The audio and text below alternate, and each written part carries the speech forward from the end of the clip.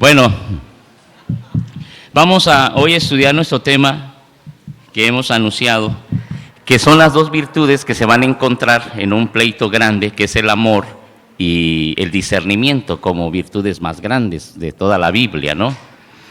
Y lógicamente que todos ustedes tienen en su mente que el amor pues no tiene comparación ni quien le aguante, ¿no? El amor es superior a todo. Sin embargo, el discernimiento va a venir y le va a decir al amor: estás muy equivocado, te falta discernimiento.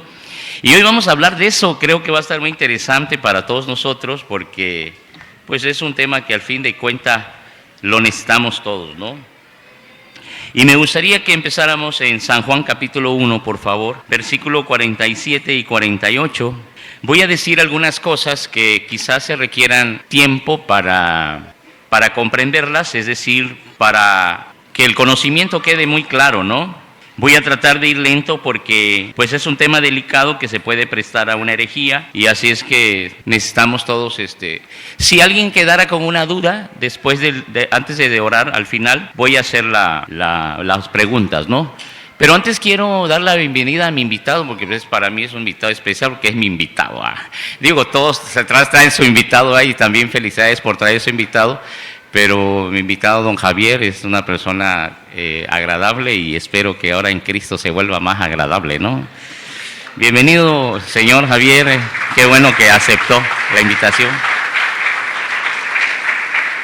Bueno, ya tenemos ahí a Jesucristo dice: cuando Jesús vio a Natanael que se le acercaba, dijo de él: he aquí un verdadero israelita en quien no hay engaño. Ustedes lean el 48. Indudablemente este pasaje está hablando de un discernimiento que Jesús tiene sobre Natanael.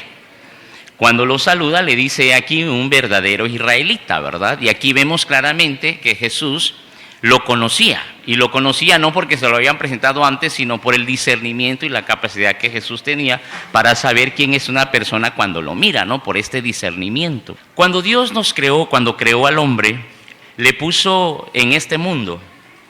Y en este mundo en que Él puso al hombre hay una multitud de posibilidades. Es decir, el hombre es expuesto en el mundo, y en este mundo en el que es puesto hay una multitud de posibilidades que el hombre puede hacer.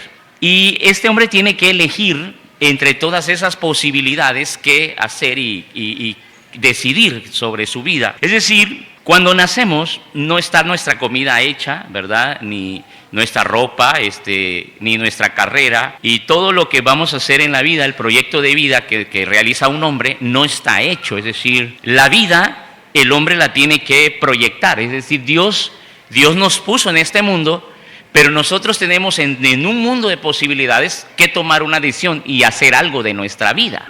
Nadie nace y sabe qué carrera va a estudiar y sabe a qué se va a dedicar y qué le conviene y qué no le conviene. Eso es una elección que todos nosotros tenemos que hacer en nuestra vida. Así es que, en otras palabras, tenemos que construir el proyecto de nuestra vida. Por ejemplo, ahorita ustedes pudieran estar en la playa, otros pudieran estar en el cine, otros pudieran estar en la cama dormidos, y tienes un mundo de posibilidades el día de hoy. Sin embargo, estás aquí, ¿verdad? Estás aquí. ¿Por qué estás aquí? ¿Por qué no estás en el cine o por qué no estás en la playa? Porque tú decidiste estar aquí.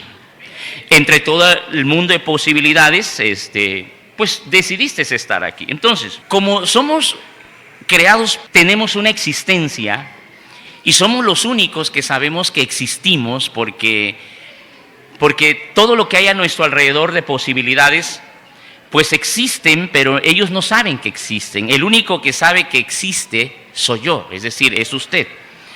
Todos los objetos, todas las cosas fueron creadas por alguien, pero no tienen existencia real. La razón por la cual no tiene existencia real todo lo que nos rodea es porque esa guitarra, aunque sí es una guitarra, no sabe que existe. Es decir, la guitarra no puede pensar yo soy una guitarra, ¿verdad? La lámpara no puede decir yo soy una lámpara. Todas las cosas que hay a nuestro alrededor no tienen existencia real porque no saben que existen. Sin embargo, el hombre es el único ser que sabe que existe.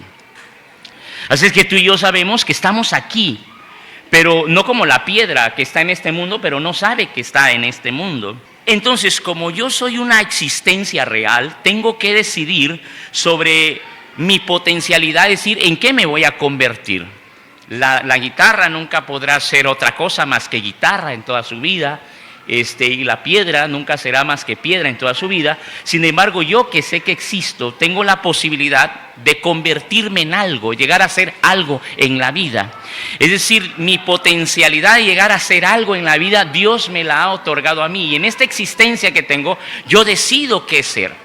En otras palabras, Dios nos crea, pero no nos construye la vida. La vida la tienes que construir tú, el trabajo lo tiene que hacer usted. Nosotros no hacemos, Dios nos dio la vida, pero no nos da, ¿cómo puedo explicarles? Lo que vas a comer es lo que tú vas a tener que trabajar para comerlo, lo que vas a vestir es lo que vas a ganar para vestirte, y a lo que te vas a dedicar a la vida es tu decisión de hacerlo. Esto no depende de Dios, esto depende de nosotros. Esa es nuestra existencia con libertad. Así es que podemos decir que nosotros estamos aquí enfrentando una cantidad de potencialidades a la que nos vamos a convertir, pero pues tengo que tener un discernimiento si vale la pena a lo que me voy a dedicar o a lo que me estoy dedicando. Porque hay cosas que valen la pena hacer y otras cosas que no valen la pena hacer, ¿verdad? Entonces, cuando yo decido, tengo que decidir que tengo que construir mi vida bajo el pensamiento de que yo existo, de que yo soy real. Entonces, como yo existo, tengo que realizar mi existencia, porque soy el único que pienso, porque todas las cosas que hay alrededor de mí no tienen la libertad de pensar.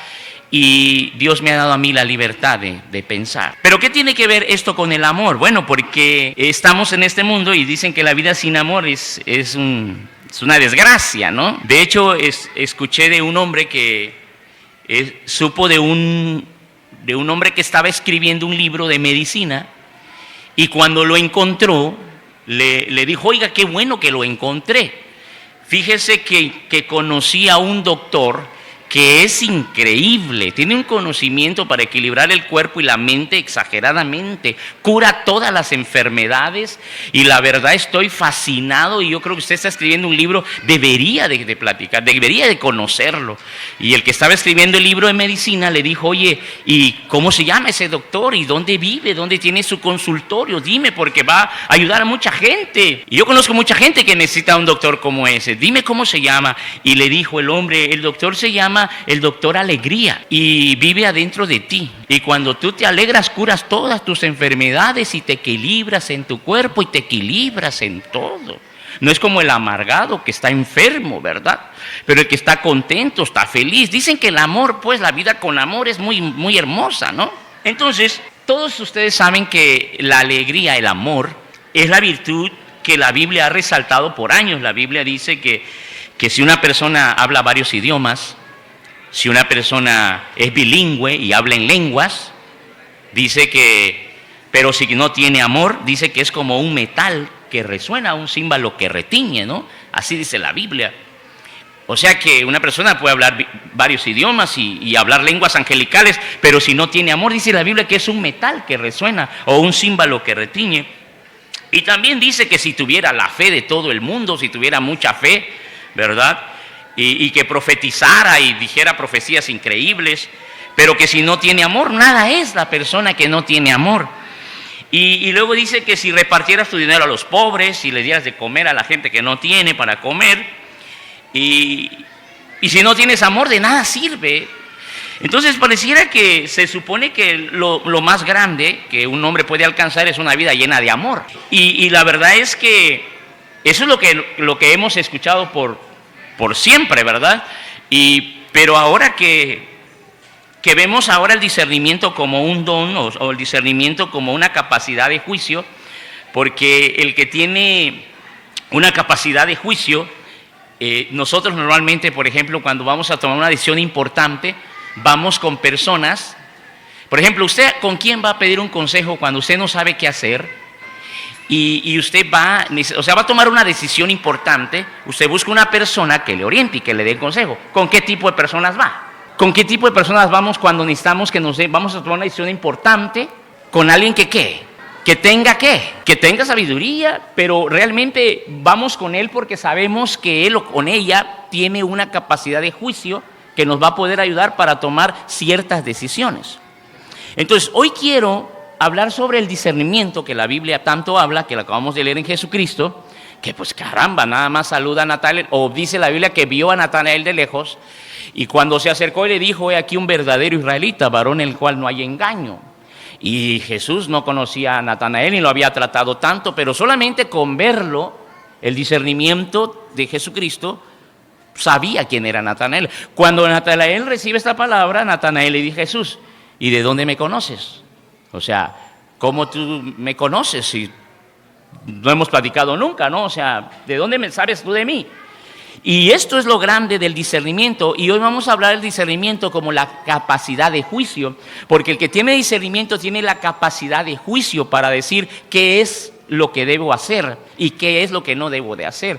Es decir, el que tiene discernimiento ve más allá del que ve solamente con lo que ve en sus ojos. El que tiene discernimiento, Dios le muestra otras cosas que el que tiene ojos no puede mirar. Es decir, el que tiene ojos y no puede mirar estas cosas. Pero la capacidad de discernimiento es esa precisamente, ¿no? Entonces, gran parte de nuestra vida gira alrededor de decisiones de placer y displacer. Es decir, nosotros normalmente decidimos cosas bajo el principio del placer. Hacemos cosas porque nos causan placer y dejamos de hacer cosas o decidimos cosas porque nos causan displacer, tristeza, amargura. Entonces, la mayoría de nuestros razonamientos están basados en placer y en displacer. Yo hago lo que me produce placer y dejo de hacer aquello que me produce displacer. Y esto es la capacidad de razonar que nosotros tenemos. Vamos a decir que nosotros razonamos de acuerdo a placer y displacer. Por ejemplo, una muchacha que tiene un novio y que todavía la maltrata y todavía le da mal y el 14 de febrero no le regala nada y es su novia y le dice que la ama y pues no la trata bien, pues lógicamente ella no tiene la capacidad, ella tiene que tener la capacidad de juicio, decir si me conviene este novio o no me conviene este novio.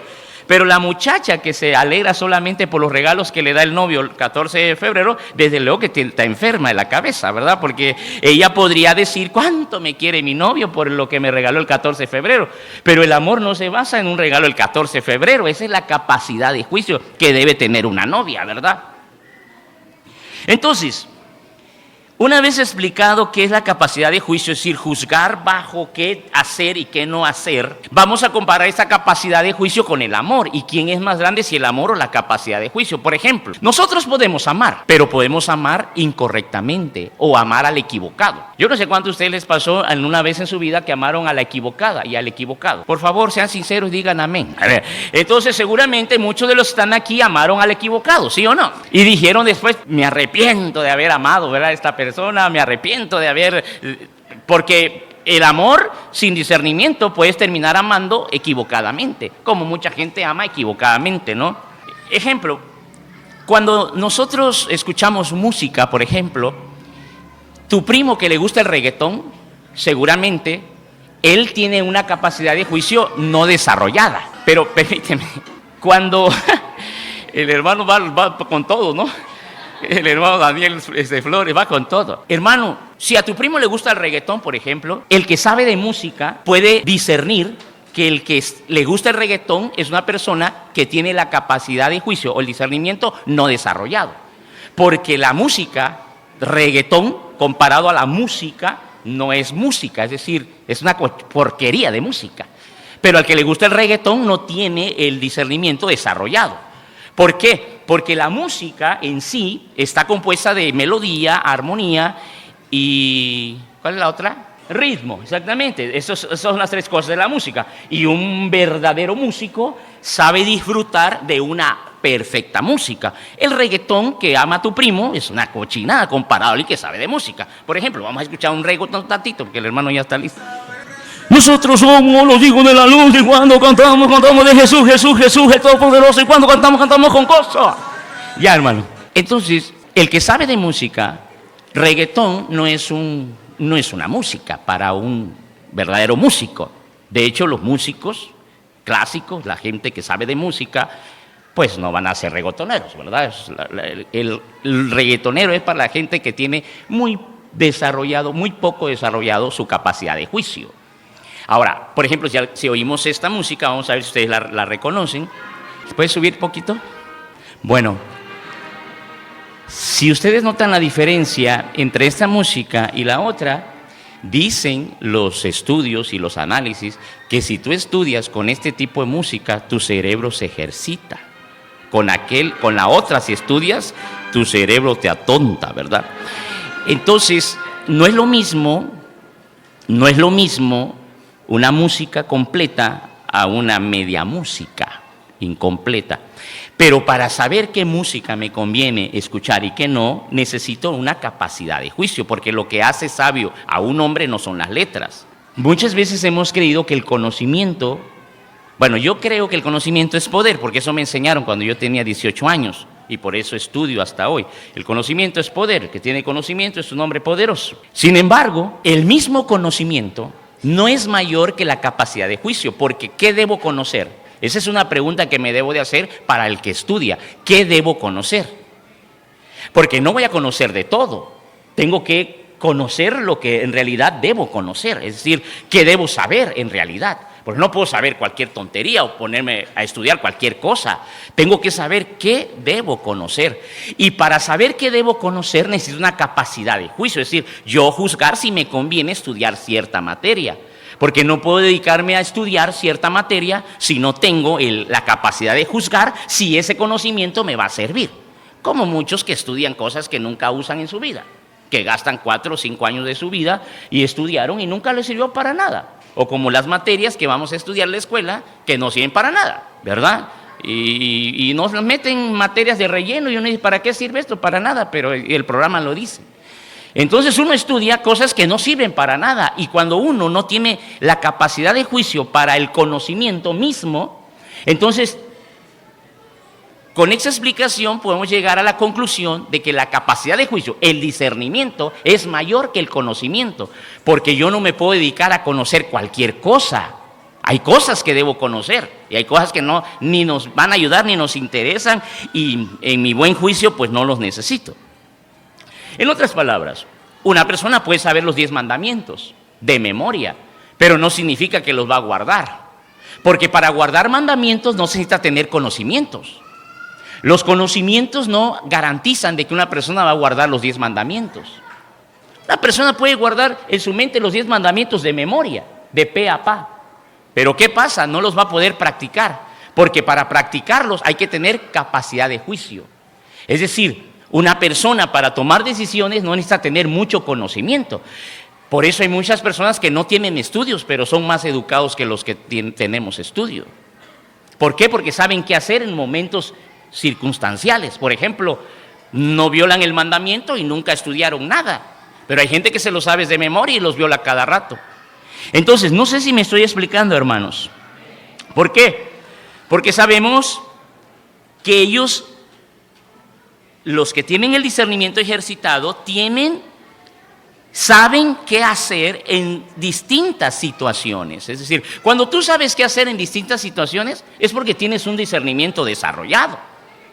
Pero si no sabes qué hacer en ciertas situaciones, es porque tu discernimiento es muy poca. Ahora, gracias a la capacidad de juicio podemos juzgar el deseo, es decir, hay deseos que, no sé, nosotros los podemos producir, ¿no? Y hay placeres que nosotros podemos buscar, pero nuestra capacidad de juicio nos va a decir si esos placeres nos convienen o si esos placeres no nos convienen. Entonces, la capacidad de juzgar en ciertas situaciones nos van a llevar a delimitar el deseo, a saber qué conocimientos tener. En otras palabras, entonces el discernimiento es más grande que el conocimiento y el discernimiento es más grande que el propio deseo, porque es a través del discernimiento que yo sé si esto que estoy sintiendo lo debo seguir alimentando para seguirlo sintiendo. Pero si este deseo que estoy sintiendo no es correcto, mi capacidad de juicio me tiene que decir a mí, no, ese deseo no es correcto, ¿verdad? Entonces, en otras palabras, ahora nos vamos a ir en contra del amor directamente. No digo, pues hay que con todo respeto, porque el amor tampoco es cualquier. Si ya dijimos que la capacidad de juicio regula el conocimiento y la capacidad de juicio regula los deseos, ahora vamos con el amor. ¿En qué le ayuda la capacidad de juicio o el discernimiento al amor? Bueno, uno no puede amar todo, ¿verdad, hermanos? Uno tiene que aprender a amar. Diga conmigo, por favor, tengo que aprender a amar. Ahora dile al que está a tu lado, tienes que aprender a amar. ¿Cómo se aprende a amar? Bueno, si yo voy a pedirle un consejo, ayúdame, hermana, tú eres la ujier, ¿verdad? Que vas a estar a mi cargo, ¿verdad? Bueno. Supongamos que ella es la señora capacidad de juicio y yo voy a tomar una decisión muy importante en mi vida y estoy batallando, ¿será que lo hago o no lo hago? Y recuerdo, pero allá está la señora que tiene capacidad, ella sabe qué hacer. Entonces yo me acerco a ella y le digo, señora capacidad de juicio, vengo a usted porque la verdad me siento indeciso, no sé qué hacer. ¿Usted qué me aconseja? Y le platico mi situación y ella con su capacidad de discernimiento alto que tiene, me responde de una patada, no lo hagas por esto y esto y esto y esto. Y yo, gracias, no lo había pensado, pero tiene razón. Y entonces yo no tomo la decisión y me libro de una gran bronca que la señora capacidad de juicio me dio. Entonces, yo tenía un deseo muy grande de entrarle, pero el deseo tiene que ser regulado con la capacidad de juicio, llamado discernimiento en la Biblia. Y yo también tengo deseos de tener muchos conocimientos, pero los conocimientos también tienen que ser regulados por la señora capacidad de juicio, que es el discernimiento, para saber qué sí debo estudiar y qué no debo estudiar, porque además no voy a poder estudiar todo lo que hay para estudiar, no me va a alcanzar la vida para estudiar todo lo que quisiera, todo el conocimiento que hay. Es imposible tener todos los conocimientos que existen, no alcanza la vida. Por lo tanto, pero hay algo que sí vale la pena que yo me dedique a ello, algo que, ¿cómo es la palabra? ¿Cómo es la palabra, Yermillao, cuando te enfocas a algo? ¿Algo que vale la pena? ¿La regla de ayer? ¿Cuál era la regla? Hay cosas que tenemos que dedicar nuestra vida y hay cosas que no valen la pena dedicar nuestra vida, ¿no? Entonces, yo tengo que tener esa capacidad de juicio para dedicar a qué me voy a dedicar en la vida. Mucha gente tiene el problema en esta sociedad es que no tienen nada de discernimiento. Entonces tienen mucho conocimiento.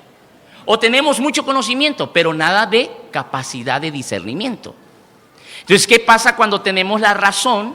Cuando tenemos la razón se guía por placer y displacer. Nosotros decimos, esto me conviene porque me produce esto no me conviene porque me produce esto lo otro. Entonces, ¿qué sucede?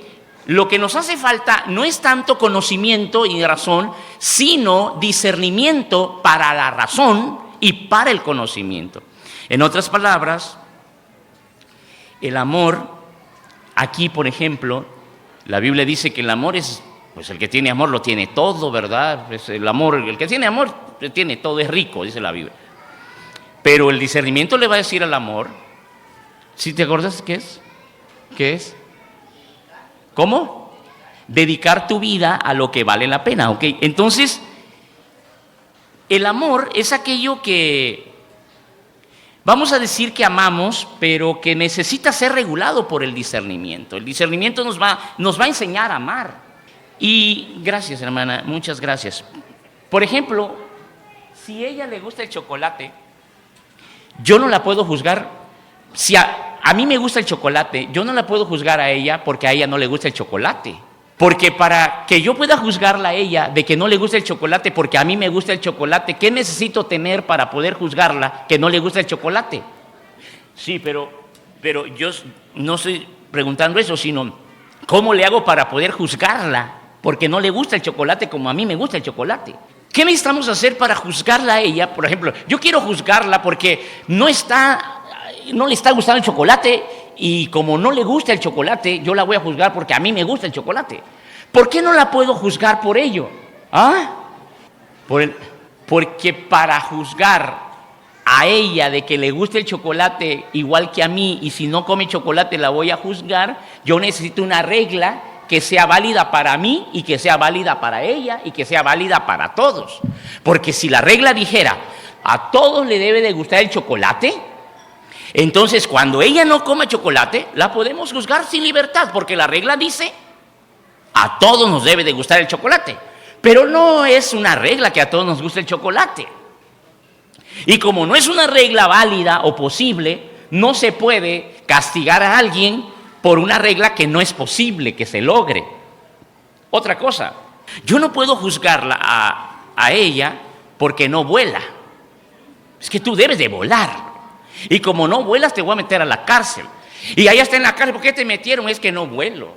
Está loco. O sea, esa regla no se puede aplicar. ¿Por qué no se puede aplicar esa regla? Porque no es una regla de bien para todos, ni es una regla universal, ni es una regla que nos convenga a todos. Para que se pueda juzgar correctamente, se debe de conocer una regla universal, que convenga a todos, que sea universal para todos y que además sea aceptable y valiosa para todos, necesaria para todos. ¿Es necesario que ella coma chocolate y que todos coman chocolate? Pues no, no es necesario que comamos chocolate.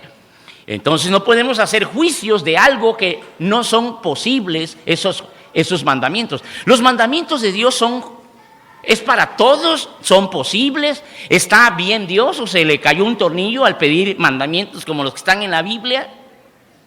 ¿O los mandamientos de Cristo son universales y son necesarios?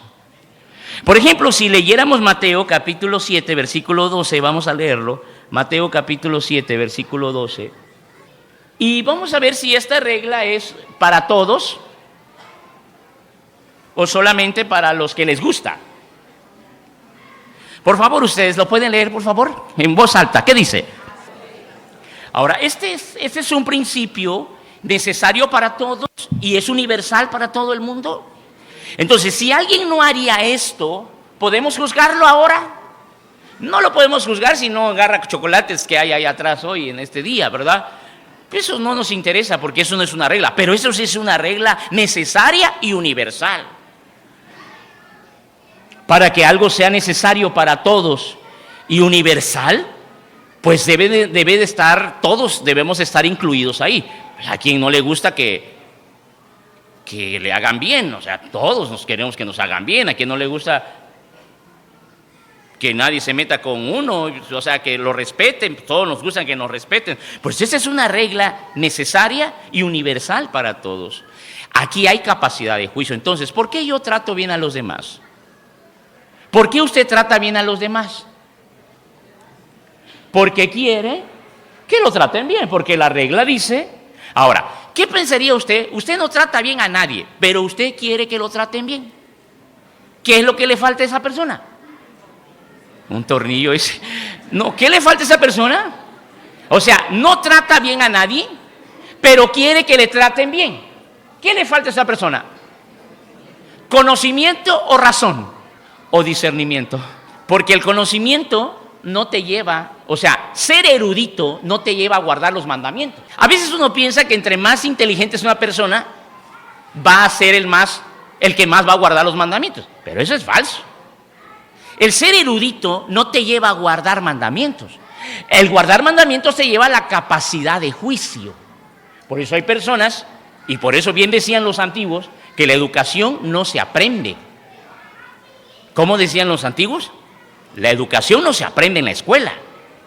Porque el problema de esta sociedad, nosotros vivimos una sociedad según muy racional, pero la verdad es que la sociedad es irracional. Vivimos en una sociedad que no tiene razón. Y tenemos una sociedad muy educada, pero hay gente que no fue a la escuela y la gente de antes era muy honesta, muy recta, muy puntual. La gente de antes era muy, ¿cómo se dice? Muy cabal, ¿verdad? Y no fueron a la escuela, porque para ser recto no se necesita tener tanto conocimiento. Lo que hace recto a una persona es su capacidad de discernimiento, de qué me conviene y qué no me conviene. Qué hacer y qué no hacer.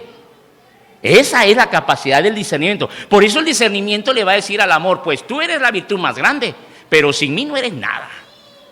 Y el amor le va a contestar, ¿pero por qué, Señor? Si no tienes amor, es como metal que resuena. Pues sí, pero ¿qué sirve que tengas amor si le das amor al que no debes?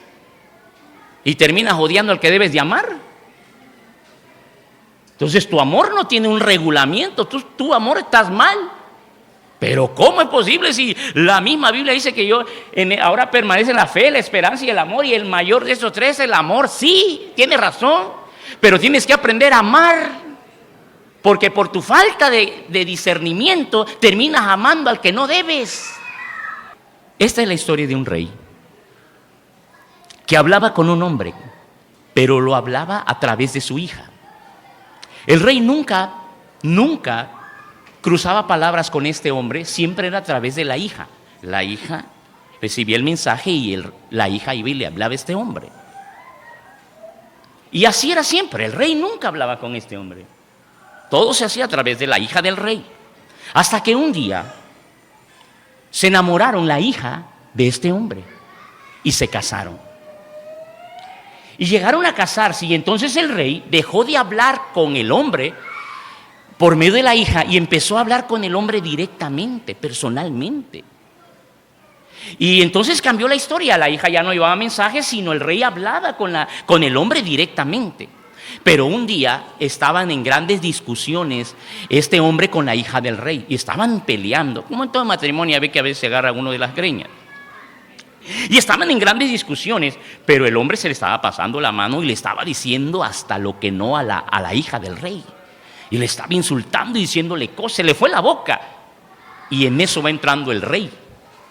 Y cuando entra el rey y escucha todo lo que le dice este hombre: yo nunca hablaba contigo, nunca te decía ninguna palabra. Llegué a hablar contigo gracias a mi hija.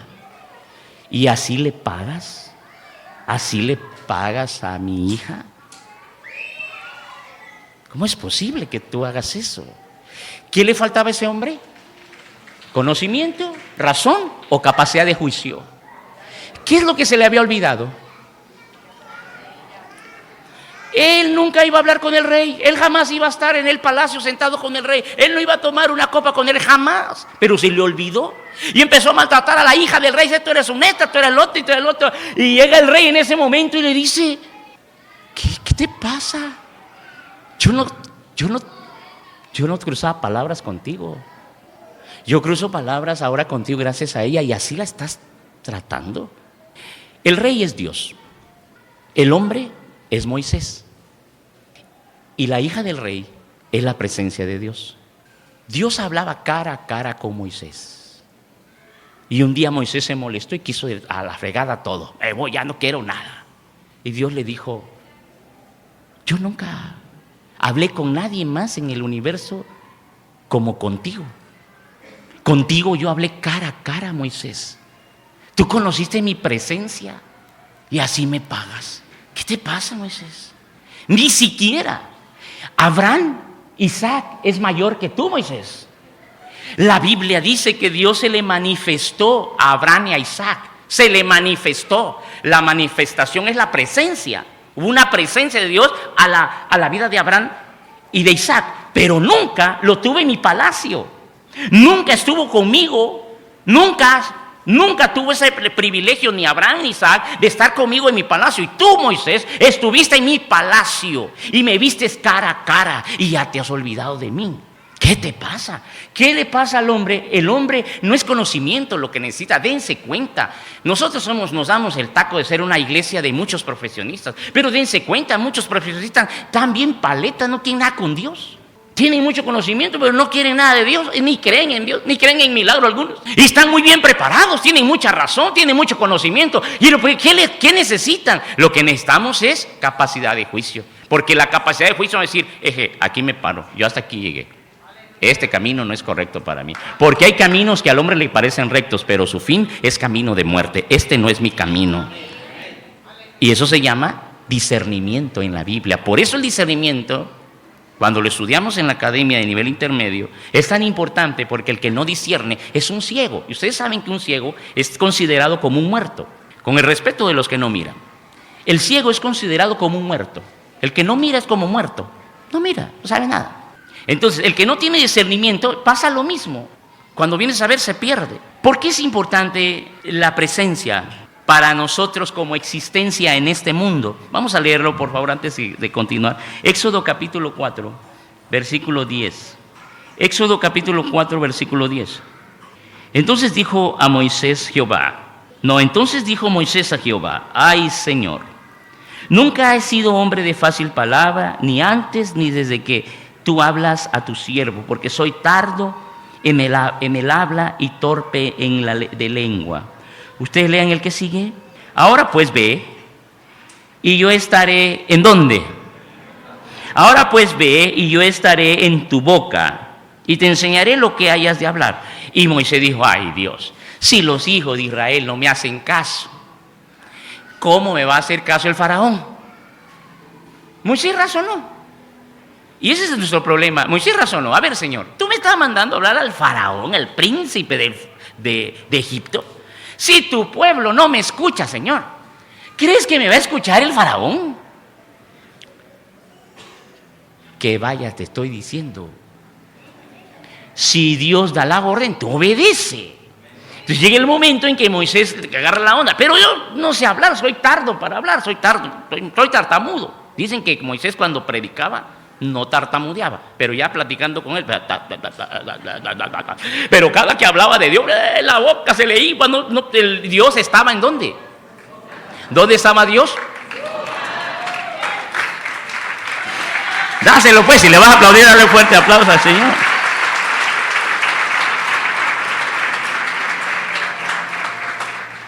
Entonces, imagínate la existencia como presencia de Moisés en esta tierra y la existencia como presencia tuya en esta tierra. Tú estás aquí.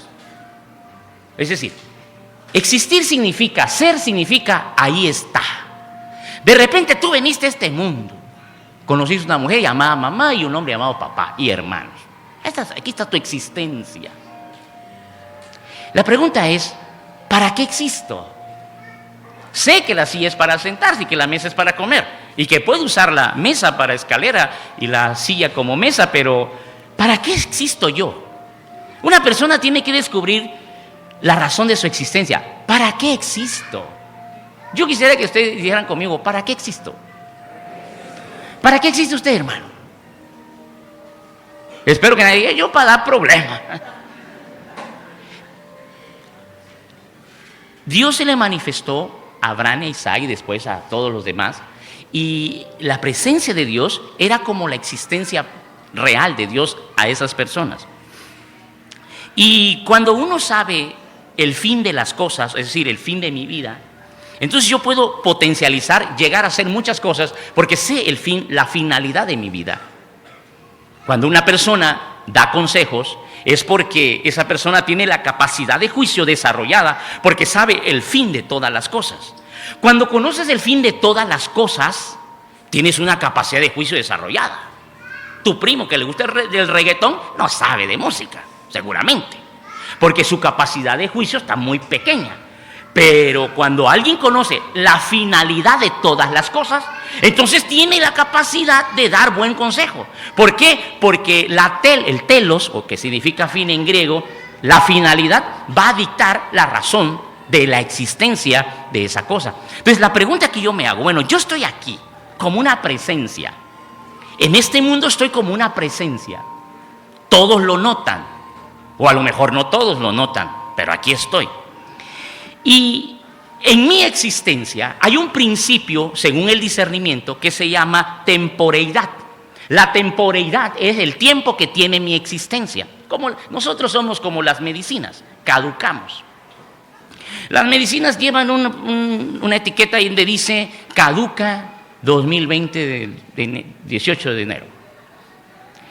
Y ahí caducan. También los panes, ¿verdad? Por eso usted cuando compre pan, porque hoy está sobrando mucho pan, y lo están vendiendo así caducado. Los venden en los pueblitos ahí, tengan cuidado. Entonces, mi existencia tiene una temporeidad. La temporeidad es que mi existencia es temporal, tiene un tiempo. Por lo tanto, como yo sé que mi existencia es temporal y tiene una temporeidad, entonces yo tengo que hacer algo con mi existencia, porque mi tiempo cada vez es menos, cada vez es menos. Cada vez es menos. Entonces, como mi tiempo cada vez es menos, yo tengo que tener la capacidad suficiente de juicio y decir, bueno, ya voy a llegar a 50. En 20 voy a tener 70. Y así como voy, Mi salud no creo que... Entonces, tengo que tomar decisiones, ¿sabes? Ahorita que tengo casi llegando a 50, tengo que tomar decisiones porque mi temporalidad está avanzando, está acabando. Y eso el amor no lo mira, pero el discernimiento sí.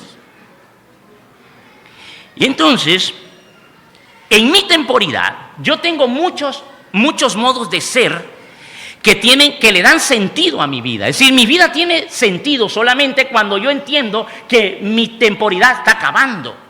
Entonces, mi vida tiene sentido cuando yo uso bien mi tiempo. De ahí que la Biblia dice que vivamos como sabios y no como necios, aprovechando bien el tiempo. ¿Por qué la Biblia dice que tenemos que aprovechar bien el tiempo? Bueno, porque lo único que le da sentido a la vida es el tiempo. Porque la vida sin tiempo pues es una tontería, es una aberración, es un absurdo. Aquel que vive piensa que está joven y al ratito está viejo. Se le fue el tiempo. ¿Y qué hizo de joven? No hizo nada. Y ahora de viejo anda buscando trabajo. Tenemos que entender que si yo existo es porque yo pienso. Y si yo pienso es porque los demás seres existentes no pueden pensar, pero yo sí tengo la capacidad de pensar. Dios me hizo un ser pensante. Y gracias a Dios que podemos pensar. ¿Cuántas gracias a Dios que pueden pensar? Dicen que la cabeza pesa 1 kilo, ¿no? Los yucatecos llegan a casi 2. La cabeza pesa bastante. No usarla, imagínate andar cargando 1,5 kilos todo el día. Más si es cabezón. O sea, la cabeza que Dios te dio es para que la uses. Gracias a Dios que en esta iglesia la iglesia está pensando. Hay gente muy abusada que está estudiando una carrera y dice, no me gusta, no le veo futuro, no quiero nada. Y va bien avanzado y dice, se sale en la carrera y se mete en la otra. Y los otros demás dicen, estás loco, ya ibas en tal semestre y abandonaste la carrera, estás loco. El loco eres tú, que te vas a dedicar a algo que ni entiendes y que ni te gusta y que ni te va a ofrecer ni un futuro. Esto me va a beneficiar. Entonces él pensó, mucha gente vive sin pensar. Yo no sé cuántos de ustedes están aquí hoy sentados, viven sin pensar. Espero que nada más sea 1 o 2, o de perdida ni uno. Pero mucha gente se levanta y se acuesta y se vuelve a levantar y se vuelve a acostar y se levanta y nunca piensa. Y se llega viejo y dice, ¿qué hice? La pasé chido, ¿no? Viví sin pensar. El hombre o mujer que percibe algo, es decir, la presencia de Dios, pero la otra cosa que tenemos que percibir es que yo soy una presencia también. Es decir, yo estoy en el mundo como una presencia también. Y como esa existencia es como si tuviera un hilo conductor que me guía. Entonces yo tengo un hilo conductor que me guía, que es la palabra de Dios, que es mi capacidad de juicio, que es mi conocimiento pero con capacidad de juicio. Porque el apóstata viene de tener conocimiento pero no hacer nada. El que sabe mucho pero no hace nada es como cualquier persona. Pero cuando yo tengo un hilo conductor que me guía, entonces me doy cuenta que yo soy en el mundo un ser existente, una presencia. Como la presencia de Dios también existe, también así yo existo. Así es que soy como un fenómeno. Y fenómeno significa mostrarse. Es decir, hay un hombre en este mundo que se está mostrando. Vamos a poner un ejemplo. ¿No tendrá uno al lado usted que nunca ha pasado aquí adelante? Ayúdeme, mándemelo. ¿Quién es? Sea hombre, sea mujer, nada más para el ejemplo. A ver, ¿quién pues? Venga, ¿quién nunca ha pasado aquí adelante? Ok, ¿cómo se llama usted? Yarixa. Ella, por ejemplo, muchos de nosotros ni la habíamos visto. Existía, pero para nosotros es como si no existiera. Pero hoy se mostró. Y mírenla. Ahora conocemos todos a Marixa, ¿verdad? No. Yarixa. Ahora conocemos todos a Yarixa. Y miren cómo es Yarixa. Y ven su cabello, ven su tipo de cuerpo, ven su tipo de nariz, su tipo de boca, sus ojos, sus pestañas. Cómo se para. Ahora conocemos de ella porque está presente, ha hecho presencia. Y lo que significa existir es hacer presencia en este mundo. Yo estoy en esta tierra que Dios me ha dado y tengo que manifestar mi presencia.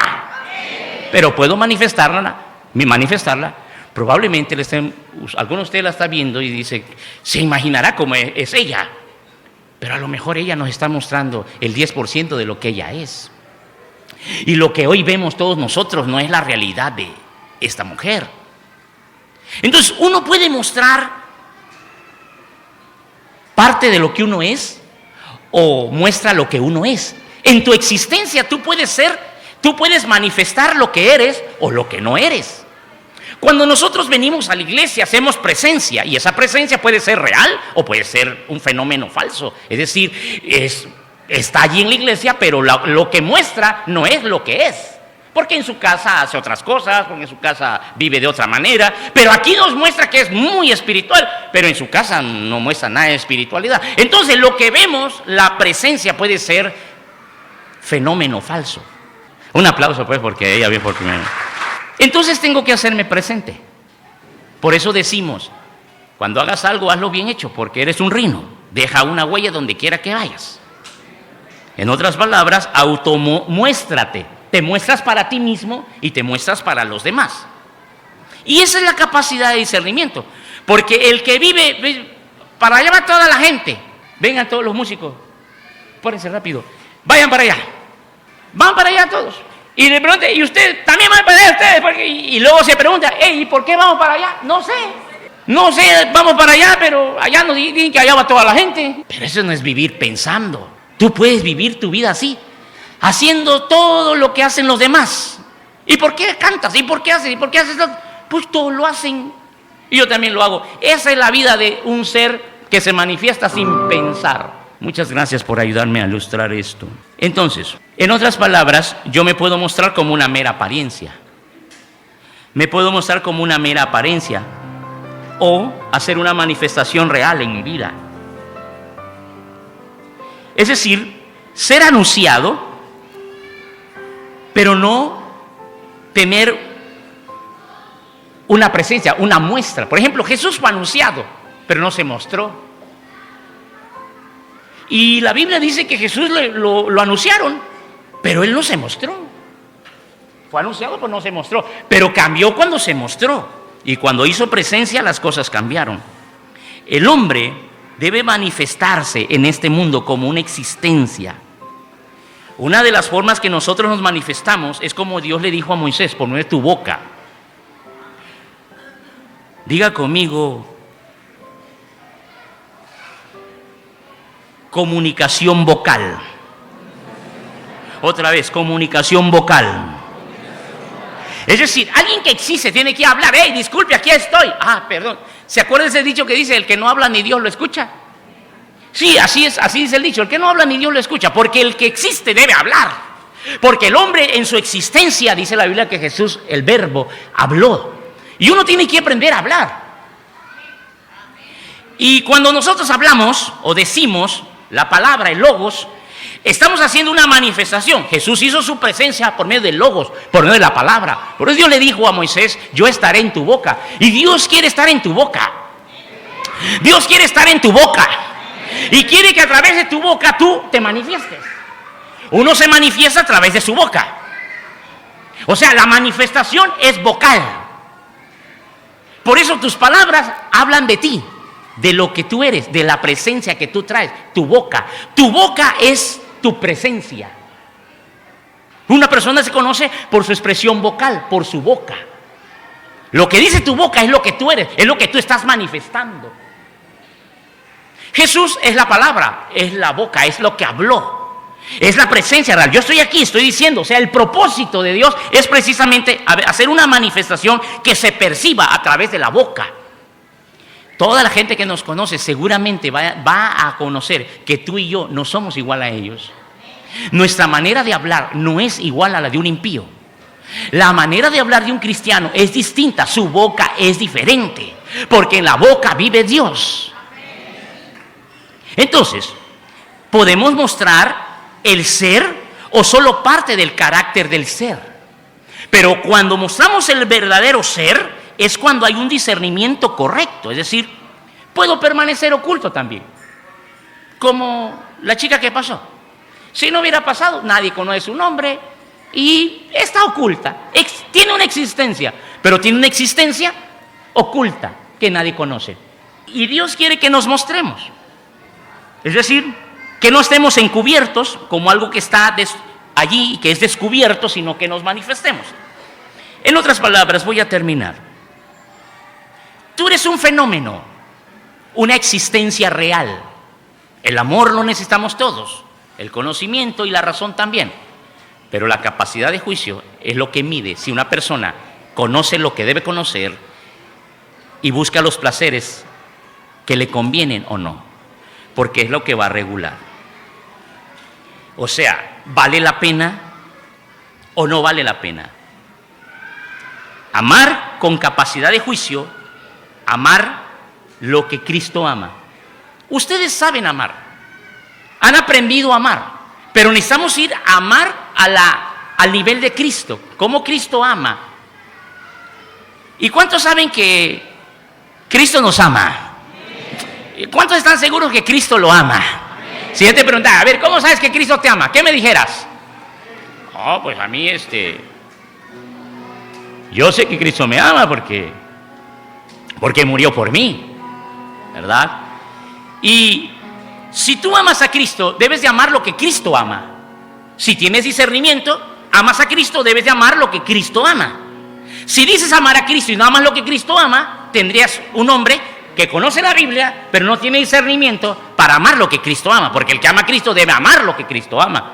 Efesios capítulo 5, versículo 25, ese es el último versículo que vamos a leer. Por favor, hombres, si me hacen el favor de leerlo, pues eso, gracias. ¿Qué dice, varones? ¿Por quién se entregó Cristo? ¿A quién amó Cristo? ¿A quién amó Cristo? Entonces, si yo amo a Cristo, ¿a quién debo de amar? Porque si Cristo ama a la iglesia y yo amo a Cristo, yo tengo que amar la iglesia. Ahora, si tú no amas la iglesia, tú no amas la casa, en lugar de edificar la casa, la iglesia, la destruyes, hablas mal de ella, la criticas, entonces, ¿dónde está tu amor a Cristo? Tenemos que hacer un análisis profundo de nuestro ser. Si estoy usando muy bien mi temporalidad de la vida que tengo, y si mi existir significa estar allí, y que este ser, esta existencia tiene que manifestarse ya. O sea, todos tienen que saber que ahí estás tú. Hey, existo, aquí estoy. Y si existes es porque tú te has convertido en una bendición para tu esposo, para tu hijo, para tu mamá, para tu papá. Eres una bendición donde quiera que vayas, porque existes. Pero existes con discernimiento. Amas con discernimiento. Si amas sin discernimiento, vas a terminar amando lo incorrecto y despreciando lo que debiste de amar. Creo que ese tema es muy interesante para todos nosotros, de cómo está tu existencia, qué clase de vida estás viviendo. Ya algunos tenemos más de 40 años, veo jóvenes aquí. ¿Qué estamos haciendo con nuestra vida? Creo que bien le podemos pedir juntos a Dios y decir: Señor, creo que necesito un hilo conductor, un discernimiento. Guíame, porque soy torpe. Guíame, Señor. Y Él te va a guiar por buen camino. Y si tú confías en Él, no serás avergonzado. Así dice la Biblia. Si tú confías en Él, no serás avergonzado. Dios peleará por ti, Él vencerá a tus enemigos y tú tendrás la victoria siempre. Es importante que le pidamos a Dios discernimiento. Ahora, algunos de ustedes dirán: ¿yo para qué quiero discernimiento, pastor? Ya sé, estoy bien. No, a lo mejor diga yo así soy.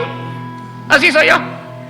No, o le digamos: Dios, necesito discernimiento, porque saliendo de esta puerta voy a empezar a tomar decisiones y no quiero basarlas solamente en el conocimiento, en la razón, sino en la capacidad de juicio, discernir. Vamos a orar.